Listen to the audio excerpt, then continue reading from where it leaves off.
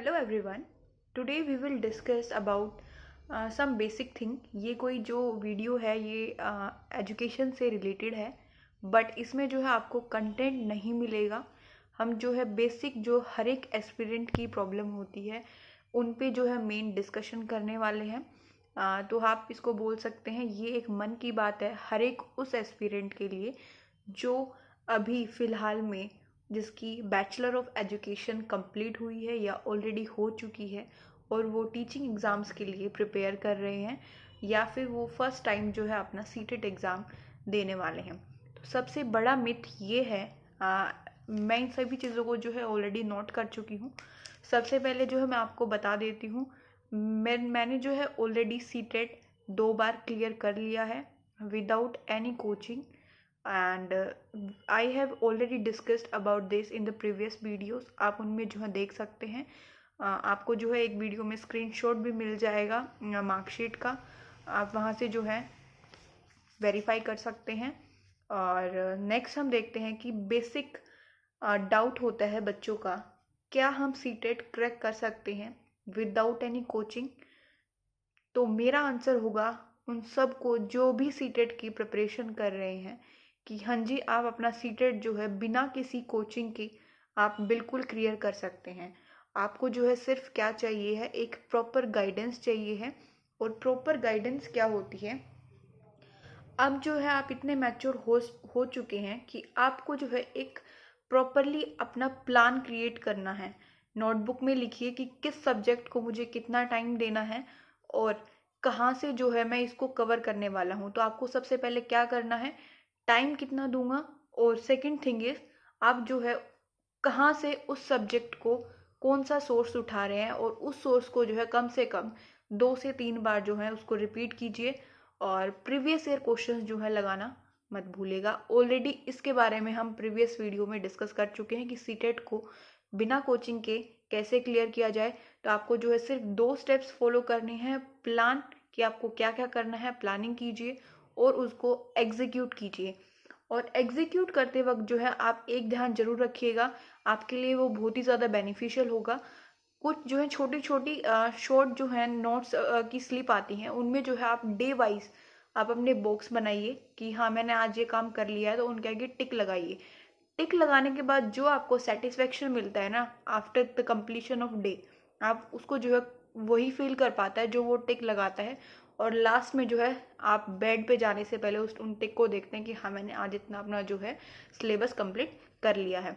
तो मेरा मानना है सीटेट के लिए आपको कोई भी कोचिंग की ज़रूरत नहीं है, सिर्फ एक प्रॉपर आपको गाइडेंस चाहिए है, और उसको जो है अपने सिलेबस के अकॉर्डिंग आप प्लानिंग कीजिए। कितना टाइम आप सिलेबस को देंगे, कितना टाइम आप प्रीवियस ईयर पेपर को देंगे, और उसके बाद जो है उस प्लान को एग्जीक्यूट करना मत भूलेगा। अब हम आते हैं सेकंड क्वेश्चन पे। मोस्ट इम्पॉर्टेंट क्वेश्चन है। हालांकि सभी पेरेंट्स भी यही बोलते हैं कि यार सीटेट तो बहुत इजी है, 90 मार्क्स ही तो चाहिए आउट ऑफ 150, कि आपको जो है सिर्फ 60% ही तो स्कोर करना है, कोई बड़ी बात थोड़ी ना है सीटेट क्लियर करना। अब आप एक बात देखिए, अगर आप टारगेट कर रहे हैं सीटेट को क्लियर करना, इट्स गुड कि आप 90 मार्क्स लेके क्लियर कर लेंगे, बट क्या आपको लगता है कि 90 मार्क्स एनफ है? जो आपके आफ्टर सीटेट जो एग्ज़ाम होते हैं, अगर आप सीटेट में ही सिर्फ 150 में से 90 मार्क्स लेके आ रहे हैं, तो आप ये सोचिए जो आपके फर्दर फ्यूचर में एग्ज़ाम होने वाले हैं, जैसे KVS, नवोदय विद्यालय, दिल्ली संगठन के जो भी एग्ज़ाम होते हैं, क्या आप उसमें, वो तो सीटेट एग्ज़ाम से बहुत ही ज़्यादा हायर लेवल का आता है, तो आप जो है क्या उसमें 150 में से 90 स्कोर कर पाएंगे?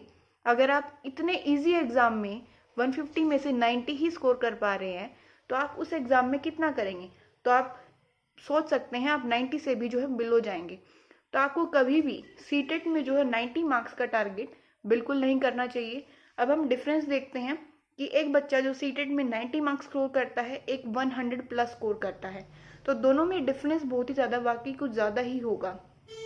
उनकी जो है प्रिपरेशन एक्स्ट्रा लेवल की है और 90 वालों की जो है कम लेवल की है, और वो इसीलिए जो है 10 मार्क्स जो हैं वो जो हमारा KVS का एग्ज़ाम होगा या फिर नवोदय का होगा, वो उसमें भी वो 10 मार्क एक्स्ट्रा ही लेंगे, क्योंकि कहीं ना कहीं उन्होंने कुछ ज़्यादा ही पढ़ा है।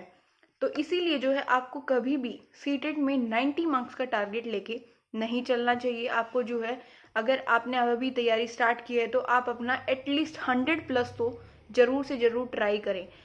जब आप 100+ क्रॉस कर लेते हैं तो आप बहुत ही ज़्यादा बच्चों से आगे निकल जाते हैं। नेक्स्ट, कि जो 130+ स्कोर करता है वो तो वह बहुत ही ज़्यादा इंटेलिजेंट होगा। हाँ जी, बिल्कुल होगा। अगर वो सीटेट इतना इजी एग्ज़ाम है उसमें 130 कर रहा है आउट ऑफ 150, तो हम ये अंदाज़ा लगा सकते हैं, ये प्रिडिक्ट कर सकते हैं कि वो जो आगे होने वाले एग्ज़ाम है उनमें कहीं ना कहीं अच्छी कंपटीशन में जो है टक्कर देने वाला है आपको। जो 90 लेता है और जो 130+ लेता है उनमें कितना ज़्यादा डिफरेंस हो जाएगा, एटलीस्ट 40 मार्क्स का। तो कम से कम जो है जो और एग्ज़ाम होंगे उनमें भी वो जो है 20+ मार्क्स जो है मार्जिन लेके चलेगा। तो आपसे वो कहीं ना कहीं कंपटीशन में आगे है, तो फाइनल जॉब तो उसी की लगने वाली है जो 130+ होगा या फिर 100+ होगा। सो कभी भी जो है 90+ मार्क्स का टारगेट मत बना के चलिए कि 90 मार्क्स मुझे सिर्फ एलिजिबिलिटी है। इस तरीके से पढ़िए कि आपका जो आगे आने वाले एग्जाम्स है उनमें भी जो है ये प्रिपरेशन आपकी हेल्प करे। नेक्स्ट क्वेश्चन है, मेन क्वेश्चन होता है स्टार्टिंग में जब कोई भी तैयारी शुरू करता है कि how much time do we need, हमें जो है कितने समय की आवश्यकता है कि हम सीटेट को क्लियर कर पाएँ। अगर आपने अभी अभी फ़िलहाल 1-2 साल पहले ही बीएड किया है, बैचलर ऑफ एजुकेशन किया है, तो मेरा मानना है आप जो है 1 मंथ भी डेडिकेटली इस एग्ज़ाम के लिए स्टडी करते हैं with proper plan and it's execution, तो आप उसको जो है 1 महीने में, आप अगर डेली 2 घंटा भी पढ़ते हैं तो आप इजीली जो है 100+ स्कोर कर पाएंगे। और ये भी हो सकता है कि आप 130+ भी कर जाएं अगर आप बेसिक बुक से पढ़ें, जैसा कि एनसीईआरटी बुक्स जो है बहुत ही ज़्यादा बेसिक बुक्स हैं और उन्हीं में से जो है एज इट इज़ क्वेश्चन उठ के आते हैं। नेक्स्ट हम देखते हैं, अब आपका जो है सीटेट क्लियर हो चुका है, आप मान लीजिए, क्योंकि सिर्फ एक ही महीना बचता है, 31 जैन को जो है ये एग्ज़ाम हो जाएगा।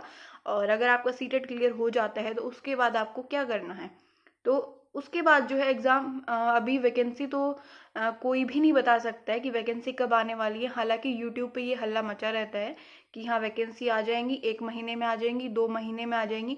तो देखो, कोई भी अता पता नहीं है, कोई कुछ भी नहीं बता सकता है कि वैकेंसी कब आएंगी। लेकिन अपना काम क्या है, सिर्फ पढ़ते रहो और जो भी आपने पढ़ा है उसको रिवाइज करते रहो। क्योंकि अगर आप एक बार ये सोच के चलिए कि 31 को आपका सीटेट एग्ज़ाम है और विद इन 10 डेज जो है आपका किसी भी संगठन का एग्ज़ाम आ जाता है, तो एक बार अपने अंदर झांक के देखिए और खुद से जो है ये पूछिए कि क्या आप उस एग्ज़ाम को क्लियर कर लेंगे अगर वो 10 दिन के अंदर ही आता है। अब तो आपको ये लगा होगा कि वैकेंसी नहीं आ रही है या वैकेंसी नहीं आ रही है, मैं तो तैयारी नहीं कर पा रहा हूँ। लेकिन आप एक बार जो है इमेजिन करके देखिए कि आपकी वैकेंसी आ चुकी हैं और आफ्टर 10 डेज सीटेट जैसे ही होता है उसके बाद जो है एग्ज़ाम कंडक्ट कराया जाता है, तो क्या आप उसमें अच्छा स्कोर कर पाएंगे। अगर आपके अंदर से आंसर आ रहा है कि नहीं ऐसा तो नहीं हो पाएगा कि भाई 10 दिन में, या फिर आप चल 10 दिन मत लगाइए, 1 महीने के बाद आ रहा है एग्ज़ाम, तो क्या आप 1 महीने में तैयारी कर पाएंगे।